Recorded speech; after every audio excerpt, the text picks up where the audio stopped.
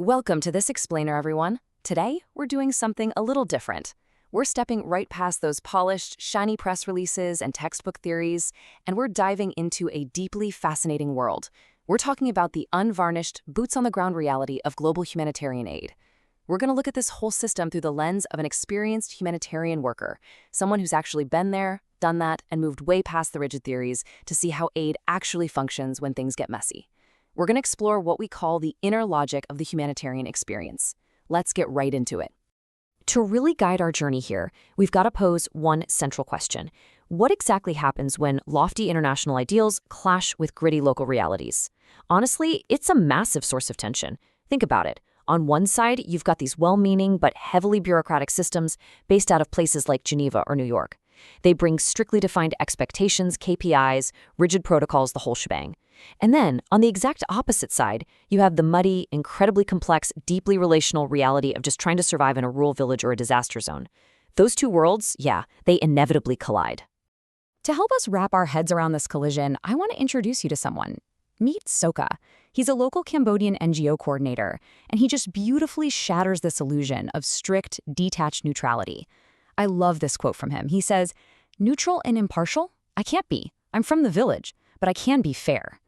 You know, for a local aid worker, that textbook ideal of being totally 100% impartial, it's basically impossible. Their real strength comes from their actual relationships, their deep local knowledge, and an unwavering loyalty to their own community. So, that brings us to Section 1, the humanitarian illusion. Picture this. First-time aid workers arrive in a place like Cambodia, right? They've got their perfectly structured theoretical models all ready to go, and then, bam. They quickly realize that the neat, sanitized version of aid work they learned about back home is, well, pretty much an illusion. As Soka points out, and this is a sentiment kind of inspired by Nietzsche, both international donors and the general public actually prefer this sanitized version. They want to hear that their specific project criteria successfully saved a very specific demographic. They don't necessarily want to hear the messy, complicated truth. Why? Because it challenges those comfortable illusions about how simple and straightforward charity is supposed to be. Let's move to Section 2, Reality in Cambodia. To really get this, I want you to imagine a monumental physical gap. Picture a massive chasm. It's the perfect metaphor for the divide between those high-level international systems, the grand organizational structures, and the isolated local villages that are literally living entirely at the mercy of nature. Bridging that chasm, it requires way more than just throwing money at it. It requires profound, intimate, on-the-ground understanding. Let's zoom in on the reality for families in a Pravang village. It's basically a cascading series of vulnerabilities. They have to build their houses on stilts just to survive the seasonal floods, right? But then, by February, they find their wells are completely dry. This brutal cycle forces husbands to migrate to Thailand for totally unpredictable day labor. Meanwhile, women are left behind to manage the whole household, and they often have to take on crippling high-interest debt from local moneylenders just to treat their kids who are getting sick from drinking contaminated lake water. It is just an endless, exhausting cycle of survival.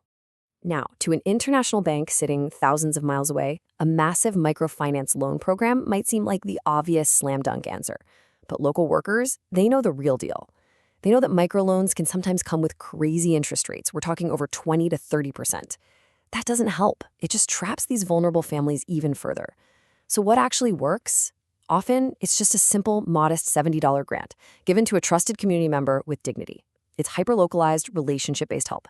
It gives a family a chance to buy some chickens or start a small, sustainable income without strapping them with the crushing burden of debt. And that perfectly sets up Section 3, the donor disconnect. This is where we see the profound, built-in contradictions between what people on the ground actually need and what the international funding systems demand on paper. It's like two different languages. On one hand, you have the donor relationship. That's essentially a transactional business agreement, strictly based on targeted criteria and intense audits. But on the other hand, you have the village reality that operates entirely on relational partnership. It's built on mutual insight, deep personal trust, and loyalty.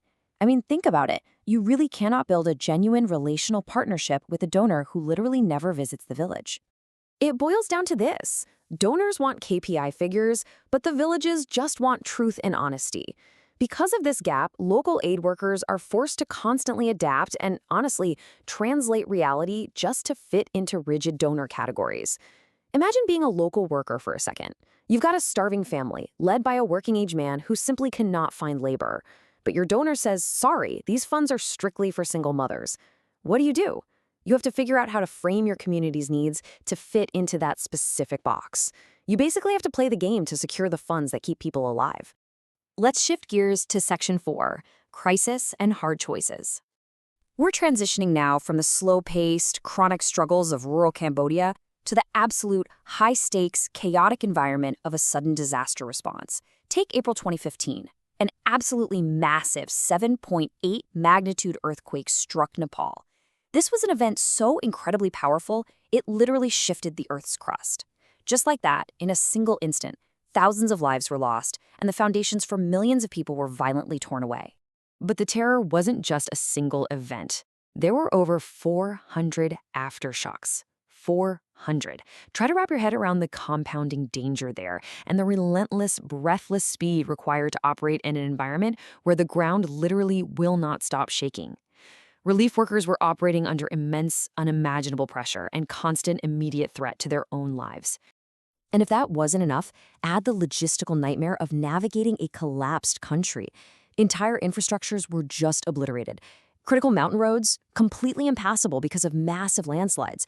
So the challenge wasn't just having the relief supplies, it was figuring out how on earth to physically deliver them to these isolated communities across a completely broken landscape. In chaotic moments like this, international systems have to rely on strict standardization. Enter the standard NFRI kit. That's non-food relief item kit. It contains exactly 2 tarps for shelter, 2 blankets for warmth, 1 toolkit for repairs, and 1 set of basic kitchen utensils for cooking.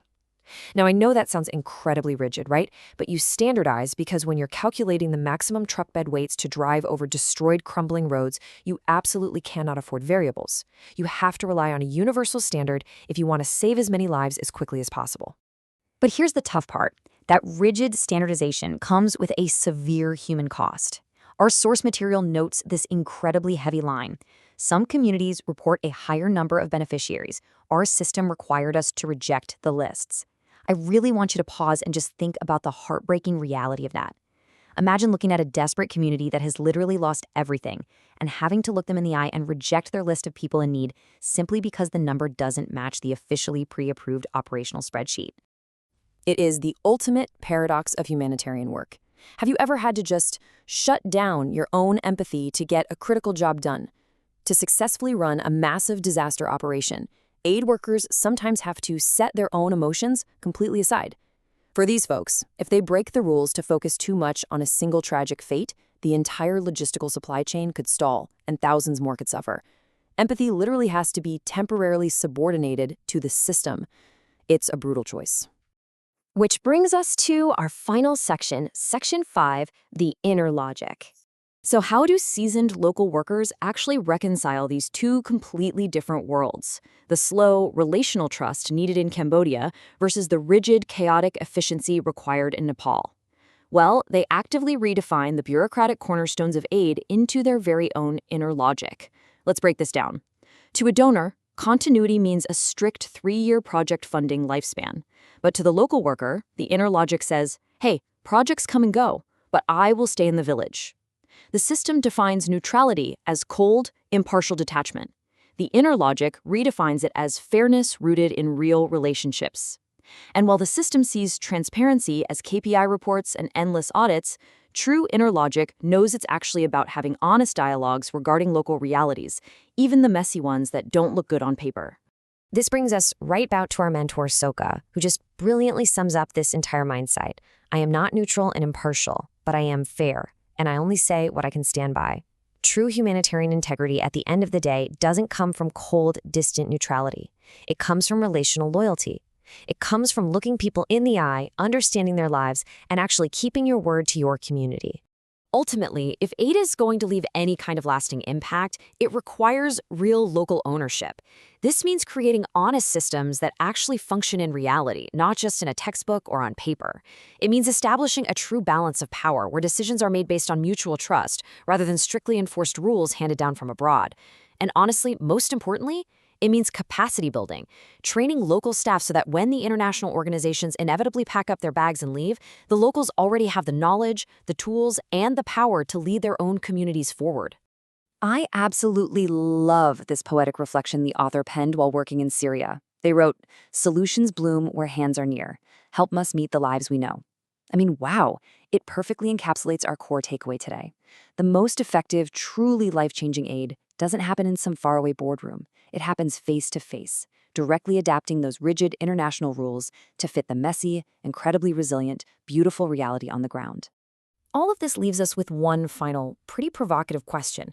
Are we ready to abandon the comfortable illusion of perfect neutrality and instead embrace the messy, relational truth of real aid? It's a massive shift in perspective for sure, but as we've seen throughout this explainer, it is that inner logic that truly changes lives. Thank you so much for joining me today, and as always, keep questioning the systems around you.